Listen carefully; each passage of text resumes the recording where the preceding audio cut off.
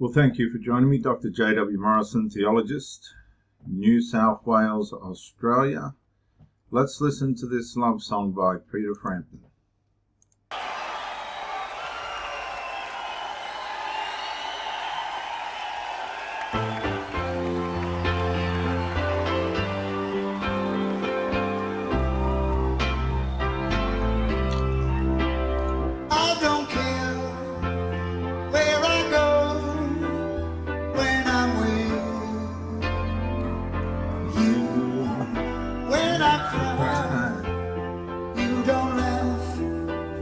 Cause you know me, I'm in you, you're in me, I'm in you, you're in me. Give me the love I never had. You gave me the love that I never had. You and I don't pretend we make love. I can't feel anymore. I'm singing to you. I'm in you. You're in me. I'm in you. You're in me. Yeah. You gave me the love that I never had.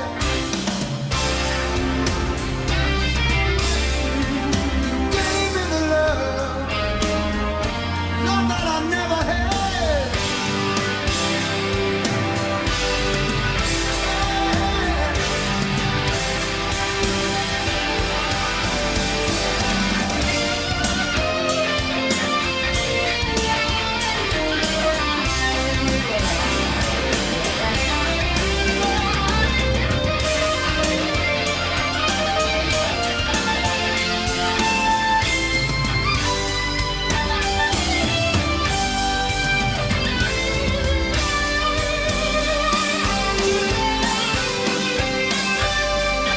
Come so far when you think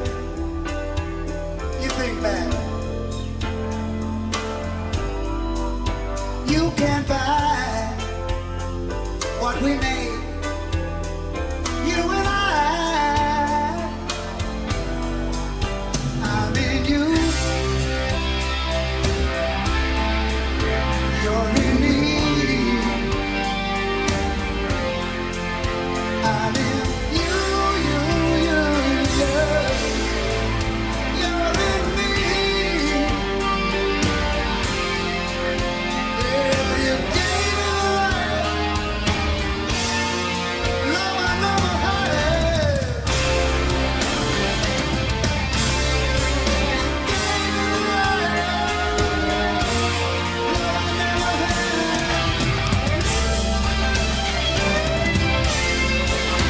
Give me the love I never had.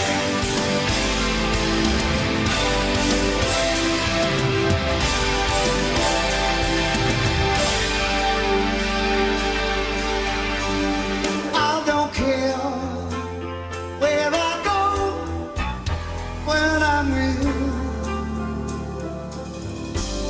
When I'm with you.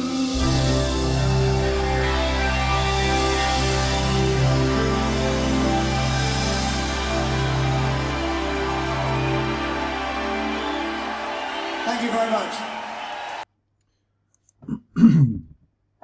Well, I'll put the link to that beautiful song below. I wanted to speak to you quickly about how things happen in relationships, and sometimes they're circumstantial and beyond your control. It doesn't mean that you don't love the other person, that they don't love you.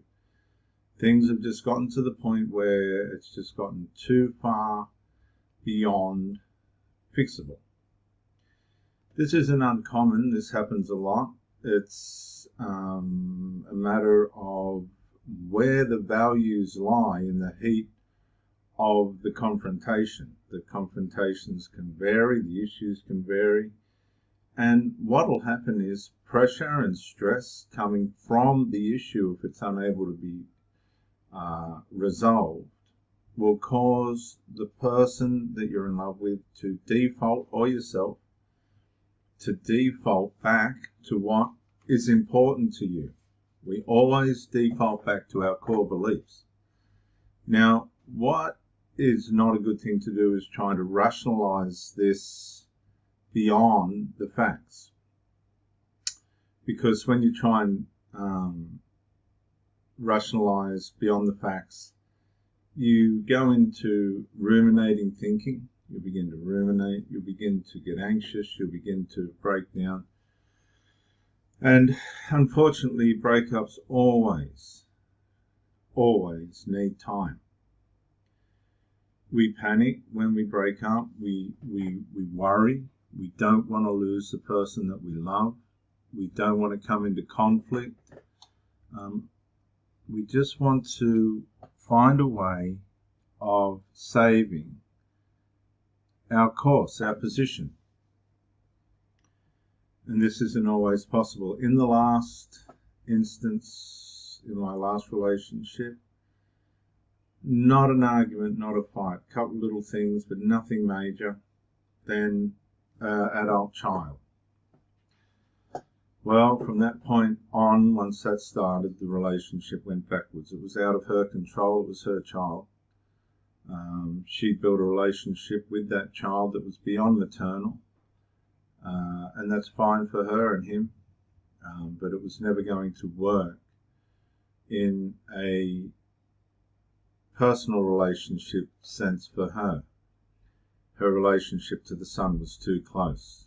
It was covert emotional, incestual. That sounds terrible, doesn't it? It sounds like a horrible thing, but it's not. It's quite a common thing. It's not unusual in cultures today. That doesn't make it right. It makes it very complicated for the parent who's trying to be loved, and for the child who's trying to accept that the parent is being loved, or the parent, when the child's trying to be loved. It can become very complicated and very dislocated and very destructive. One of the things that come out of it was the lady had been on her own for 5 years from her primary relationship, marriage, or whatever the case was, and she did say to me, I've been on my own for 5 years. She would have had men come and go here and there. That's usual. Nothing substantial by the sound of it. Maybe a couple of months, things here and there, you can only surmise. But she wouldn't have been on her own for 5 years. That's just rubbish. But what she said was, I never planned for anything like this, because it was outside herself. It was one of her children running wild in the middle of her relationship, and it was a tragedy. This happened in a previous marriage of mine, so I was well ahead of the game. I'd seen it before. I'd seen how it works. I'd seen the damage that it causes, and I've seen where it ended up. So I knew what I had to do, and I did say to her, look, bring him to me if the problems are bad. But then he becomes so hostile towards me, it was a waste of time. He was the sort of guy that if it was his birthday or anything, he'd just want to have it on his own. He didn't want any outsiders or this and that. He was a very troubled piece of work, I'll say. But it got to the point where it was obvious that he needed therapy. She thought she was his therapist, which was complicated in itself. And there's a lot more to that I would not be fair to go into. But it became very, very unsavory, to say the least. So in the end, due to the hostility, her inability to be able to set boundaries up, I gave in. I was up against a kid that was trying to be someone who was protecting his mother from nothing. This has happened a couple of times. I've seen this a couple of times now. And it's very intrusive, it's very troublesome, and it really is a violation of relationship rules. I think you would agree that relationships between two people, when other people come in beyond that, it gets too complicated, it gets horrible, and decisions are made outside the relationship, and things change and things happen, and it gets really, really diabolical, to be honest. So what I'm trying to say to you is, through the middle of all this, we still loved each other. She still wanted to be with me. I still wanted to be with her. But the circumstances were just too hostile for that to continue. She defaulted back to her sons. I defaulted back to pursuing a relationship with a lady that would be between me and her. And these are decisions that are hard, that hurt, because you don't want to leave people or fail in your relationships, but you still have to have an element of order. And if that order or those needs aren't being met, you need to test fast, fail fast, and adjust fast. That means you need to deal with the issue before the issue deals with you, because some relationships can go on for years and they're completely and utterly out of order. So you have to have the strength and the courage to say to yourself, something doesn't feel right, something isn't right, and I'm going to have to make decisions based on that and fix it. And it's hard. You hurt people, you get hurt, they get hurt, nobody wants to be hurt. But this is what happens. So I want to encourage you today to understand that these things do happen. They're not very nice. It's not what we planned. We're not culturalized to be prepared for relationship breakdowns. Some people are stronger than others. Some people take their relationships very seriously. Some people can move on very easily. But let me remind you today that integrity and moral in a relationship is everything. If you're doing your best and you've done your best and you've tried to resolve the issues and they haven't been able to be resolved, then I think it's fair that you come to that place where you're able to call it a day. Now, I just want to go to the Bible quickly before we leave. We'll go to Bible Gateway. I want to find the story where Esau,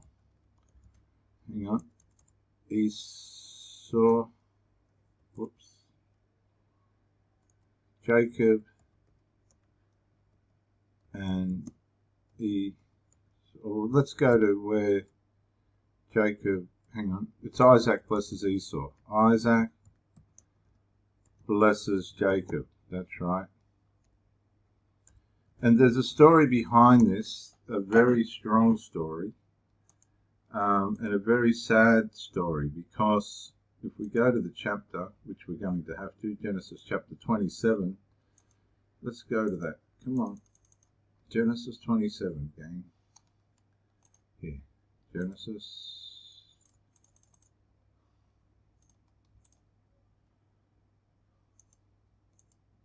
27.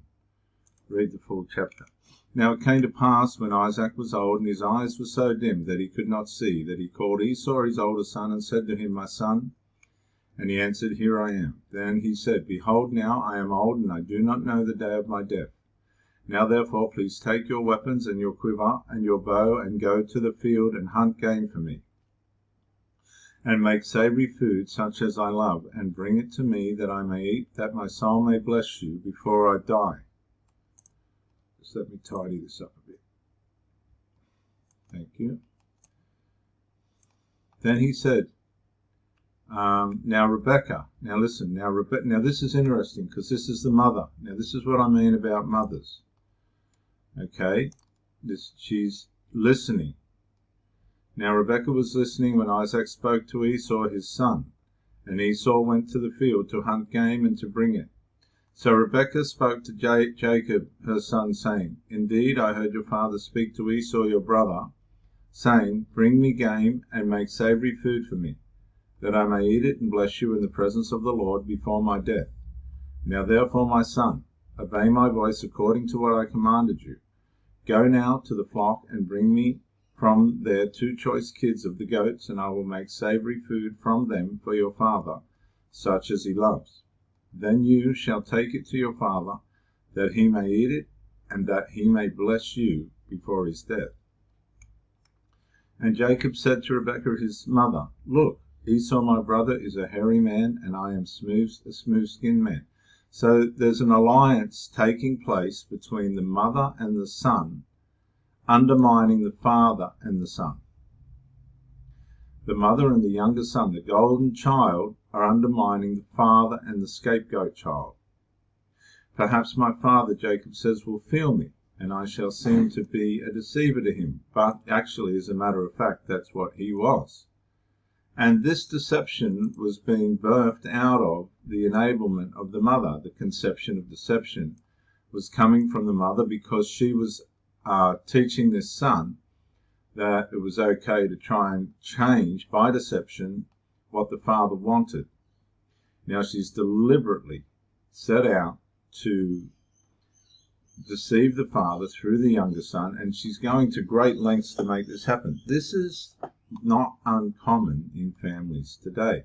Not this out and out scenario, but little deceptions that build into big consequences. And Jacob said to his mother, And I shall bring a curse on myself and not a blessing. Now this is a very interesting point, because the problem with it is, it's not a matter of whether he gets seen by the father to be a deceiver, and that would bring the curse. Deception does bring trouble. Deception does bring trouble. So the mother was bringing trouble to the family by the way in which she was thinking. Why didn't she just go what the father wanted?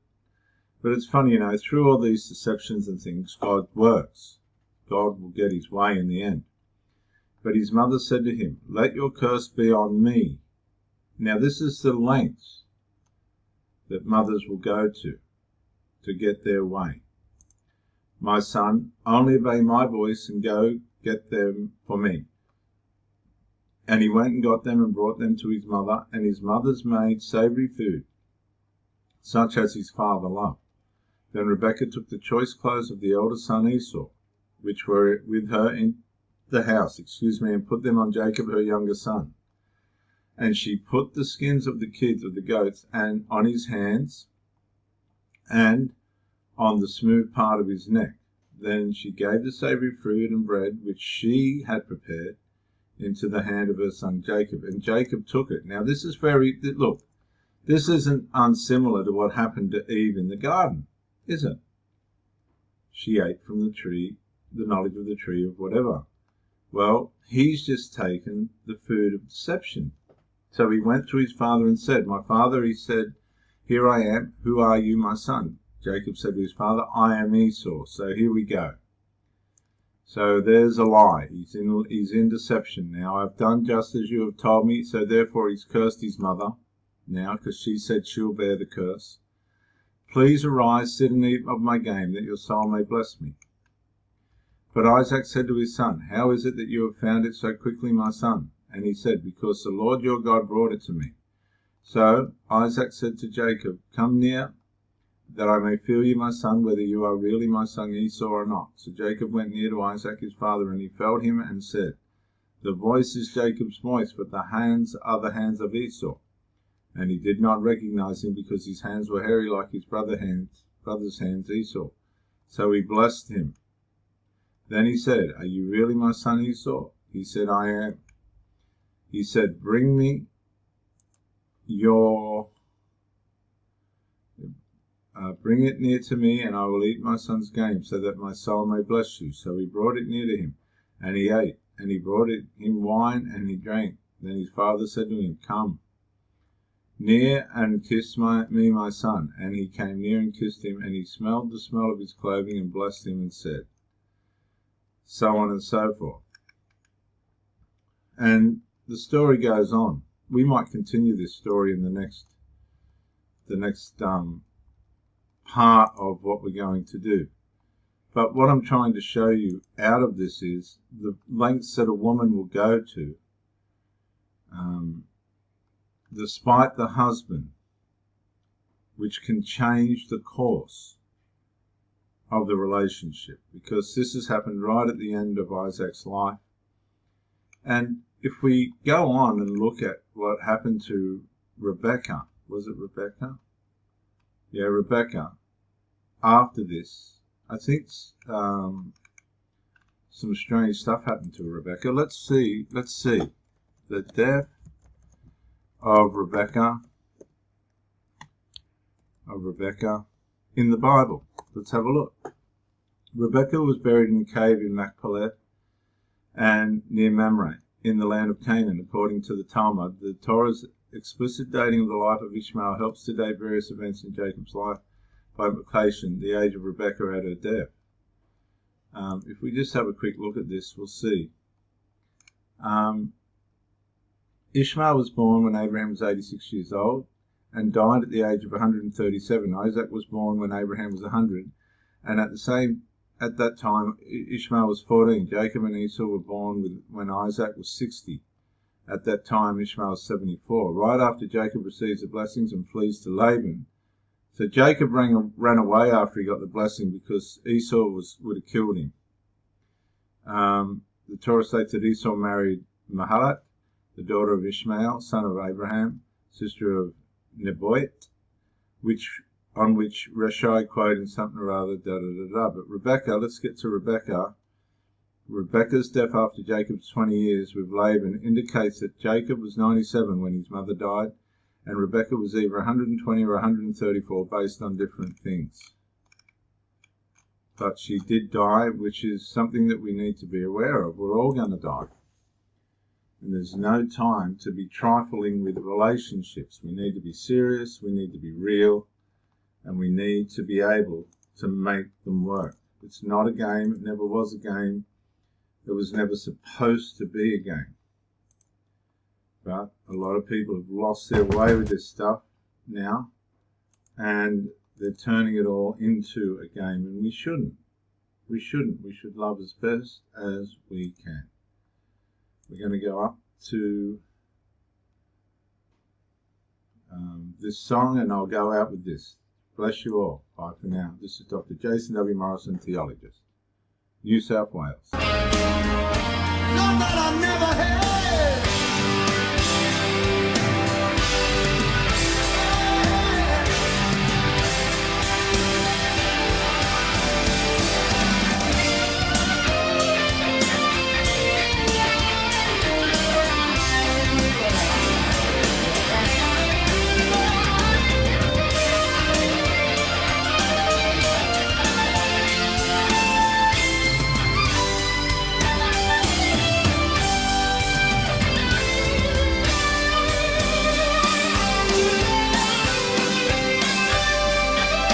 So far, when you